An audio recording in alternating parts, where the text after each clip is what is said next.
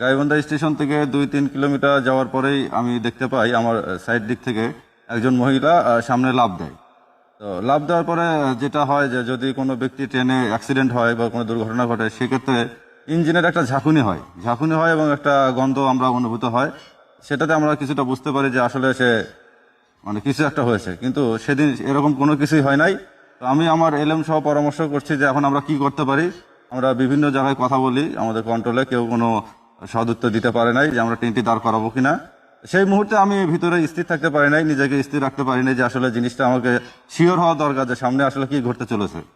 তো যাই হোক, ট্রেনটি রানিং অবস্থায় আমি ধীরে ধীরে ইঞ্জিনের সামনে যাই এবং যাওয়ার পরে আসলে ওই মুহূর্তটা যে কত কঠিন, যদি কেউ না দেখেন কেউ বুঝবেন না যে সামনে আমি কি দেখতে যাচ্ছি। ওখানে অনেক কিছুই হয়তো দেখতে পেতাম, কিন্তু যাই হোক আল্লাহর অশেষ রহমতে আমি সামনে গিয়ে দেখতে পাই যে একজন মহিলা আমাদের যেটা হুক বলে ওটার উপরে আটকে আছে এবং হাত নাড়াচাড়া করছে। আমি তখনই বুঝতে পারি সে জীবিত আছে এবং সেই মুহূর্তে আমি আমার এলএমকে ট্রেনটি দাঁড় করানোর জন্য বলি।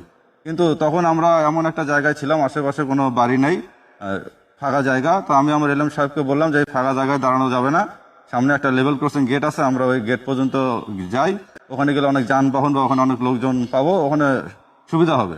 তো সেই মোতাবেক সামনে একটা লেভেল ক্রসিং গেট ছিল, আমি আমার এলএম সহ সামনে লেভেল ক্রসিং গেটের আগেই আমরা ট্রেনটি দাঁড় করিয়ে দেই এবং ওই মহিলাকে স্থানীয় লোকজন এবং আমাদের যিনি গেট কিপার ছিল সবাই মিলে সহযোগিতা করে অক্ষত অবস্থায় উদ্ধার করি এবং পরবর্তীতে ওনাকে হাসপাতালে পাঠানোর ব্যবস্থা করি।